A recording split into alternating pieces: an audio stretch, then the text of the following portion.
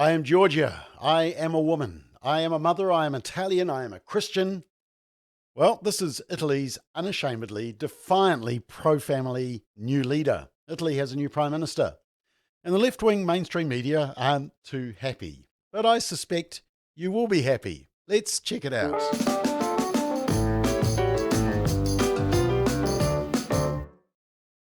So last week I talked about Hungary and its pro-family, pro-life policies.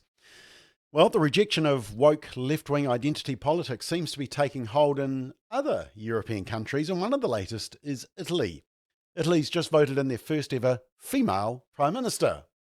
Now, normally the media would be praising and adoring the appointment. First ever female, smashing through the glass ceiling. Death to misogyny. Unfortunately, despite Giorgia Meloni's capabilities, they are unwilling to deliver such flattery. And this is due to her extreme views, and they've already labelled her not just far-right, but a fascist. In fact, the New York Times is calling her hard-right. They screamed her proposals characterised by protectionism, tough on crime measures, and protecting the traditional family have a continuity with the post-fascist parties. Yep, traditional family is the new fascism, apparently. President Biden is warning the world about her. Who knew that being a vehement supporter of religion, motherhood, and family would trigger such a negative emotion? So let me give you a quick snippet of why the media are so annoyed. You'll quickly understand. Now, it's translated. She's speaking in Italian, fairly fast actually, so I'll read it for the benefit of those who are listening to the audio version of this McBLOG. Why is the family so frightening? There is a single answer to these questions. Because it defines us, because it is our identity, because everything that defines us is now an enemy. For those who would like us to no longer have an identity and to simply be perfect consumer slaves. And so they attack national identity, they attack religious identity, they attack gender identity, they attack family identity. I can't define myself as Italian, Christian, woman, mother. No. I must be citizen X, gender X, parent 1, parent 2. I must be a number. Because when I am only a number, when I no longer have an identity or roots, then I'll be a perfect slave at the mercy of financial speculators, the perfect consumer.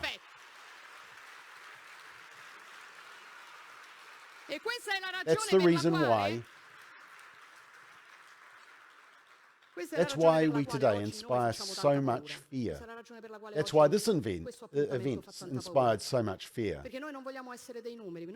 Because we don't want to be numbers. We will defend the value of human being, every single human being, because each of us has a unique genetic code that is unrepeatable. We will defend it. We will defend God, country and family, those things that disgust people so much. We will do it to defend our freedom because we will never be slaves. Woo! But you can see why now that they hate her so much. She is radical. She is pro-family. She's pro-biology. She is anti-woke. Now, according to a report in Mercatornet, it says this. Her name is Giorgia Meloni. She espouses to be a devoted Christian, a Catholic, and the 45-year-old mother of one. She's a petite, proudly Italian lady who unabashedly professes allegiance to God, country, and family. 40 years ago, that would be expected of anyone in public life, but today it is considered controversial by ruling elites. And Giorgio Maloney heads Fratelli d'Italia, Brothers of Italy, the leading party in a family-friendly coalition that vaulted to victory in Italy's recent elections. The commentator says, how could somebody like that win a national election in Europe? One reason is that so many folks have had it with globalist economics and its relentless politically correct, anti-family, anti-Christian, anti-white, uber-woke propaganda. Any disagreement with the woke globalist narrative means the PC smear bun gins up the bile, screaming racist, bigot, xenophobe, fascist, Nazi, whatever. That is meant to frighten us. It doesn't work anymore, says the commentator. Now, what's interesting is that Italy is facing the same population crisis, the same plummeting fertility rate that Hungary once faced. Italy's population is projected to shrink 50% by century's end. And according to Italy's Ministry of Education, University and Research, during the last 8 years, according to data published by the Ministry of Education, over 1,300 schools have shut. By 2050, 60% of Italians will have no brothers, sisters, cousins, uncles or aunts. The Italian family with the father who pours the wine and the mother who serves the pasta to a table of grandparents, grandchildren and great-grandchildren will be gone, as extinct as dinosaurs.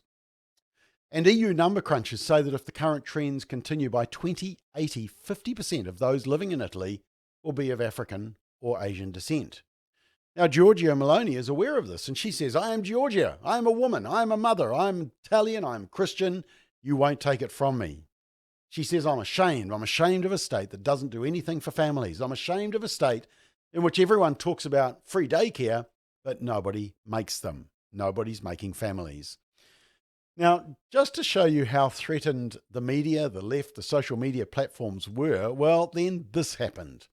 YouTube appeared to remove a version of a 2019 speech delivered by Giorgia Meloni that focused on the ongoing leftist assaults on the family unit, God and national identity. And it was actually a speech from the World Congress of Families, which Family First is proudly aligned with. In fact, we co-hosted one world event in Sydney in 2013, and we've spoken at others.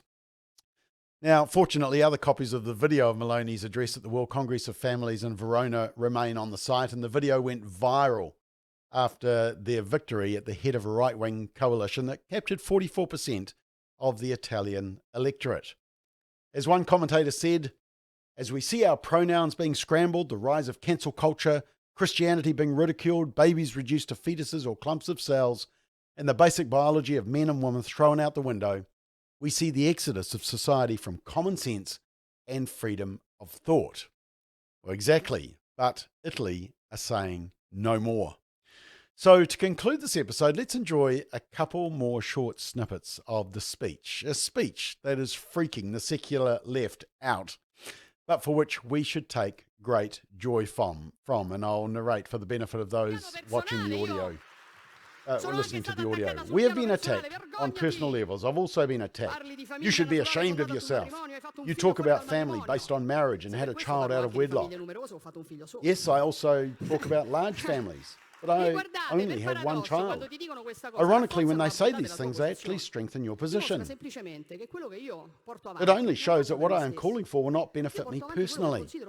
I am calling for what I think will benefit Italian society. I believe the state should incentivize the natural family based on marriage. And if I'm not married, I don't expect the state to extend to me the same privileges that it does to married couples. That's the point. Pay attention. The point is, I believe in a society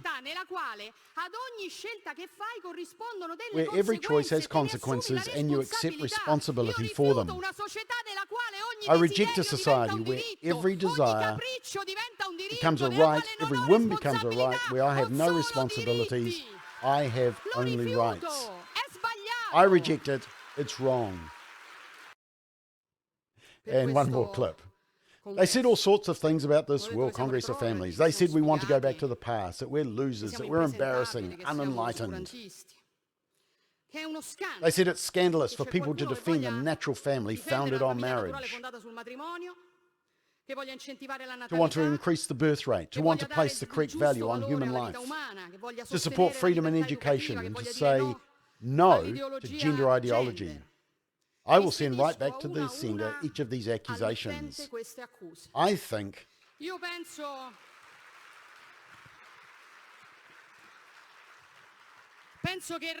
the ones who want to go back to the past are those trying to bring censorship back to Italy by trying to stop an event like this taking place. I think it is unenlightened when a state, which is usually willing to sponsor any old thing, even exhibitions featuring a crucifix immersed in a beaker of tea, today is ashamed to sponsor an event like this.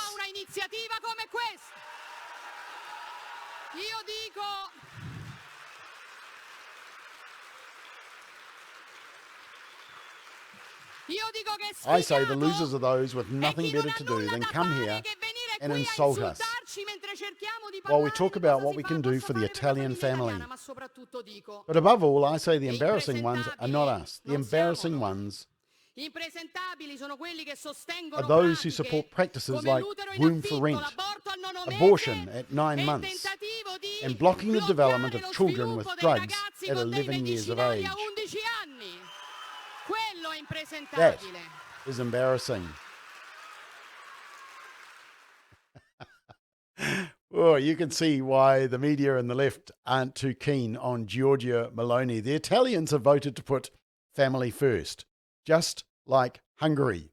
And I say, let's keep an eye on Italy. Viva Italia!